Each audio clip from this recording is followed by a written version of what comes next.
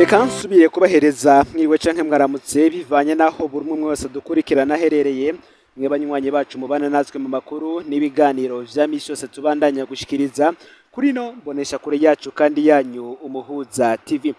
Uyu ni umwanya tugiye kubageza ko amakuru y'ibiriko biravugwa bigezweko ngaha mu gihugu c'u Burundi, akaba ari amakuru tuzagaruka nini ku biriko biravugwa mu gisata c'ubutungane, aho tugiye kugaruka kuri dosiye idasanzwe. Bamwe bati ese umukene n'umutunzi mu butungane ninde atsinda undi? Tugiye kugaruka kuri dosiye ikomeye cyane benshi bavuze ko yaba abo mu nzego zitandukanye zo hejuru z'igihugu, abo mu butungane ndetse n'abenegihugu batandukanye. Ntivyatevye kandi vyashitse ku migabane itandukanye, abarundi nabo baba diaspora nabo bagira ico bashikirije kuri iyo ngingo. Ni urugamba rw'umwigeme Adonete Manirakiza n'umurwizatunga Ernest Minani batazira Agripeshe. Uru rugamba rero ruriko ruregereza ukwezi mu butungane mu ntara ya Makamba. Turaza kurugaruka ko vyose mu buryo burambuye, gusa nanone tubibutse ko uyu Ernest Minani batazira Agripeshe ari igihangange cyane kuko ari n'umurwizatunga akomeye cyane ngaho mu ntara ya Makamba, ndetse akaba anafise vyinshi aterera mu iterambere ry'igihugu ndetse no mu mugambwe uri ku butegetsi CNDD FDD. Reka tubanze tubageze ko ingene vyatanguye vyose. Ivyashikiriye Adonete Manirakiza benshi bavyise akarenganyo katagira izina, kuko hajemwo imigenderanire ya Ernest Minani batazira Agripeshe, aho yatanguye Adonete Manirakiza yiga mu mwaka w'8. Ico gihe Adonete akaba yarafise imyaka 16 gusa. Aha rero abavyeyi barahanuye ico gihe biranka. Abatware bo muri komine Nyanzarake barimwe na Mustanteri bagiye barakurikirana aya makuru, gusa nabo bari bayafise, ariko nta numwe yubahutse Agripeshe kubera ari umunyamafaranga akomeye kandi afise amahoteli na za station z'ibitoro mu ntara ya Kirundo. Murantunge ni mu ntara ya Makamba. Ibi vyose vyiswe urukundo, ariko Adonete ico gihe yari umwana, Agripeshe nawe yari umugabo asanzwe yubatse. Adonete ariga amashure ayarangiriza muri kaminuza y'ibiyaga binini i Bujumbura. Aha hose rero niko Agripeshe ariwe yariha ivyo vyose Adonete Manirakiza yakenera. Ibibazo rero bigiye kwaduka Adonete arangije amashure. Umukenyezi wa Agripeshe yavuye aronka amakuru y'imigenderanire y'umugabo wiwe na Adonete. Mu rugo induru ziraduka. Adonete ati ibi bintu sinobisabira ko, asaba Agripeshe ko bohagarika imigenderanire yose, ubundi ararahira ko bidashoboka. Niho rero Agripeshe yafata umugambi wo kurungika Adonete mu gihugu ca Canada kugira azoza aramusangayo. Amugurira pasiporo amurungika mu gihugu ca Tanzania kurondera visa mu buserukizi bwa Canada. Aho rero agarukiye mu Burundi, imigenderanire ya Adonete na Agripeshe yarasubira tosekara rwose, barashwana. Umwigeme amenyesha wa mugabo ko ivyabo bihagaze burundu. Ernest Minani batazira Agripeshe amaze kubona ko Adonete amunaniye rwose, yamutegetse kureba amafaranga yose yamurihiye amashure be nayo yatanze mu bijanye no kurondera visa ya Canada. Aha Agripeshe akavuga ko Adonete yategerezwa kugaruka mu rukundo canke akamuriha imiliyoni zingana na 19 n'ivyo yamufashije vyose mu myaka bari bamaranye. Aha rero Ernest Minani yahereye kwitwara kwa Musanteri wa Nyanzarake. Aha Musanteri niho yahereye amukurira inkoni ku gishitsi ko atari ukwimaramaza gusa, ataco Agripeshe azokura muri izo manza. Mu gihe atamuvyeyi wa Adonete yamutumye kumusomeshereza umwana, mu gihe ataho bigeze bandika ko Agripeshe ahaide na Adonete, Musanteri wakabona ko ivyo Agripeshe ariko asaba bitagira ishingiro. Agripeshe yatwawe n'ishavu, aritwara muri parike ya Makamba gusa ko bamufatira Adonete. Kwigenekerezo ya 20 Kigarama mu mwaka weze, Adonete yitavye umutahe wa Sylvestre Ndayegamiye icaro ca procureur wa Makamba. Uwo munsi nyene Adonete ararayinjijwe agashoka komisariya y'igipolisi i Makamba. Ntivyatevye inyuma y'imisi 10 abantu benshi barasemereye cyane Adonete aza kurekurwa. Gusa nanone ubu ngubu noneho urubanza rurabandanya kandi kuri ubu rurakomeye. Nivyo tugiye kugaruka ko muri ano makuru. Fyonde subscribe canke sabone niba utari wafyonda ko kugira ngo utoje ucekanwa nadushikiriza kandi usangiza no makuru bagenza aho bari hose kugira ngo nabo baje barashikirwa nabiriko biravugwa bigezwe ko ngaha mu gihugu cy'u Burundi, hanze imbere z'igihugu cy'u Burundi ndetse no makungu ya kure. Ndabaye kaze muri ano makuru. Nkuko nari mbitanguye mu mfunyafunyo nari ndiko mbageza ko mu buryo bw'inshamake ingene iki kibazo giteye. Urugamba rw'umwigeme Adonette Manirakiza n'umurwizatunga Ernest Minani batazira Agripeshe ruriko ruregereza ukwezi mu butungane bwo mu ntara ya Makamba. Bamwe bati ese koko Adonette Manirakiza yo kwitega iki mu butungane? Umukene n'ubutunzi mu butungane bw'igihugu. Mu ntango Agripeshe yitwaje ingufu z'amafaranga, yashatse ko ubutungane bumufasha gutera ubwoba Adonette Manirakiza kugira yemere kugumana nawe nk'umuhabara canke nk'umugore wa kabiri atazwi n'amategeko. Imigenderanire yabo yari yaratanguye Adonette afise imyaka 16 nk'uko nabigarutseko.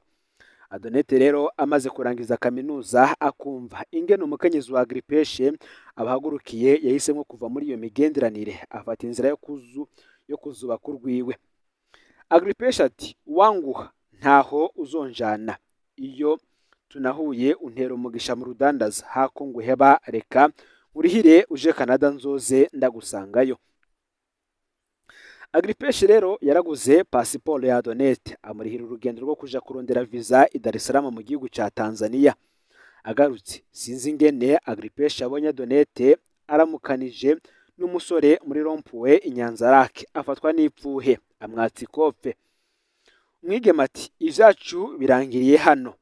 Kuva ubwo niho Agripeshe yatanguye gukoresha inzego z'igihugu ngo zimufashe gutera ubwoba Adonette, akamagiriza ko amufitiye miliyoni 19 zingana n'ivyo yamufashije vyose kuva yiga mu mwaka w'8 w'amashure yisumbuye kugeza arangije kaminuza.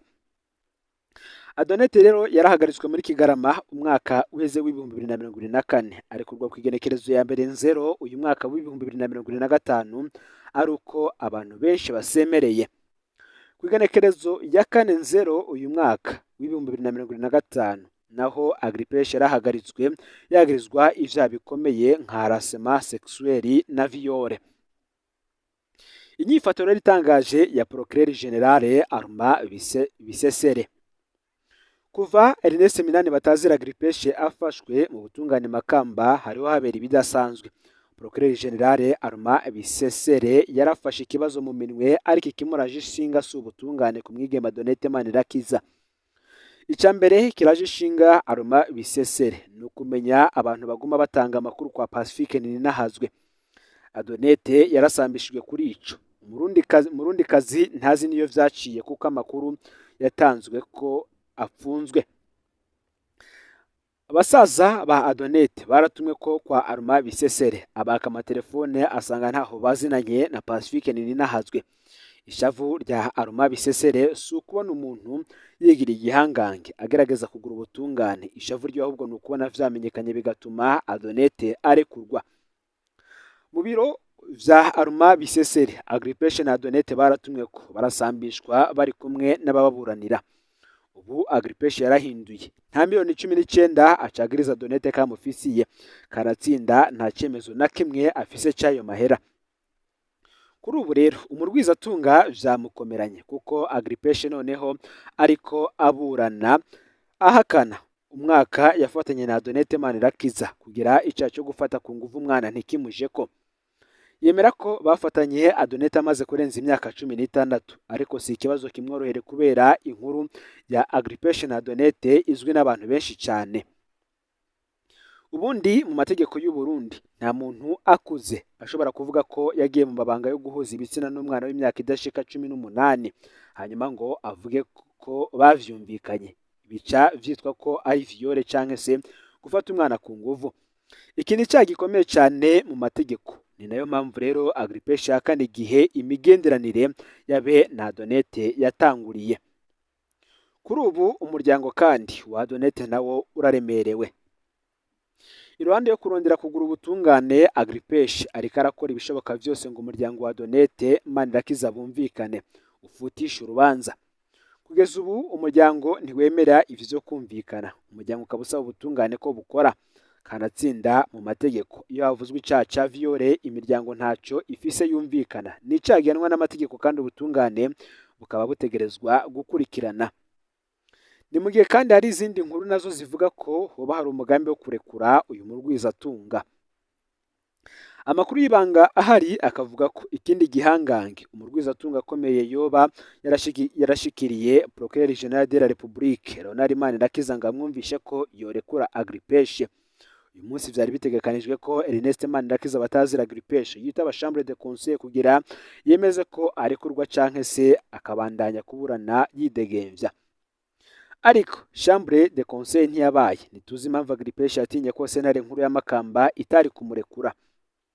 Ubundi amakuru dufise yavuga ko muri sentare ya Makamba yoba yari yiteguriye kurekura uyu murwizatunga Agripeshe. Ubu hoba hafashwe kandi yindi ntumbero ko parike irekura Ernest Minani batazira Agripeshe atabanje guca muri Chambre de Conseil. Iryo niryo tegeko ryo baryavuye kwa Leonard Manirakiza, Procureur General de la République.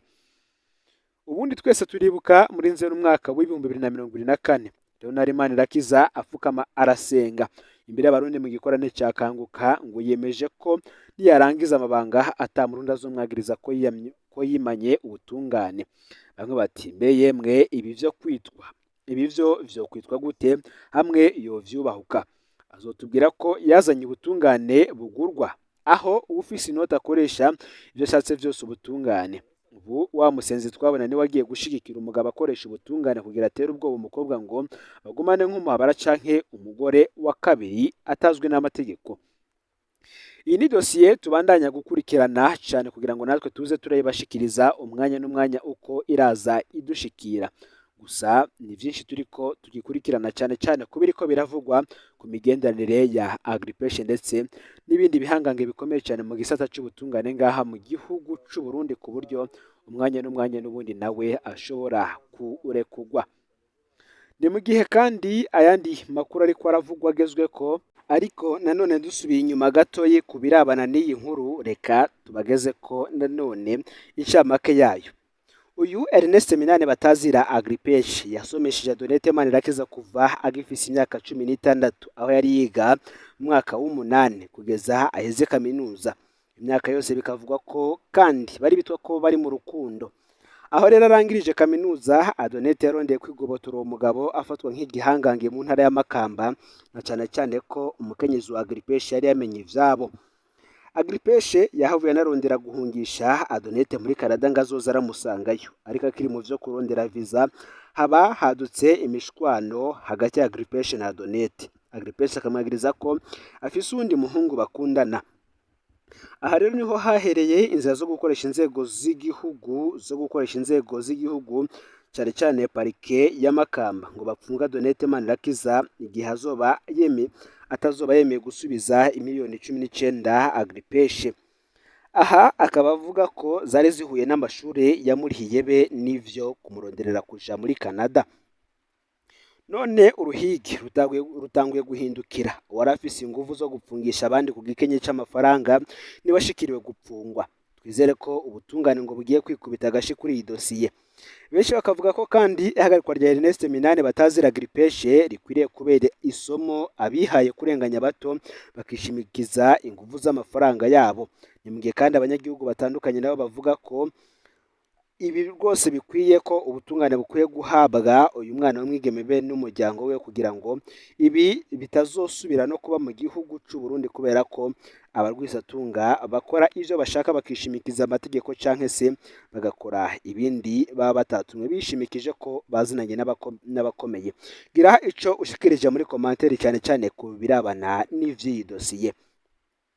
Ni mu gihe mu rwiho imbonerakure zibiri zahaswe kwicwa n'abanyagihugu.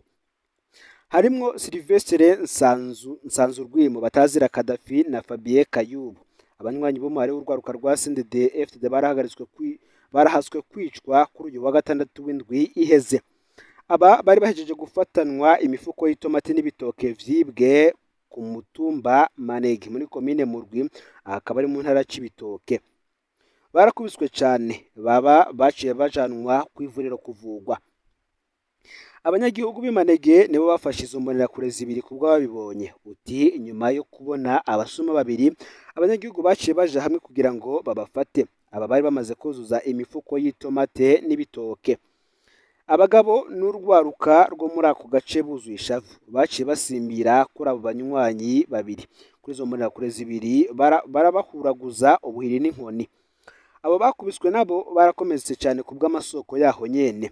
Iyo hadaseruka igipolisi n'intwaro, izo mbonerakure zagira zicwe nk'uko ababibonye babivuga.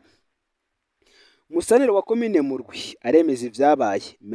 Merikiyade Nzokizwa nayo atomora ariko ko abo basuma babiri badategerezwa kwitwa imbonerakure. Ati nukubita abasuma ntibari bagiye kwiba batumwe na CNDD-FDD nk'uko yabimenyesheje.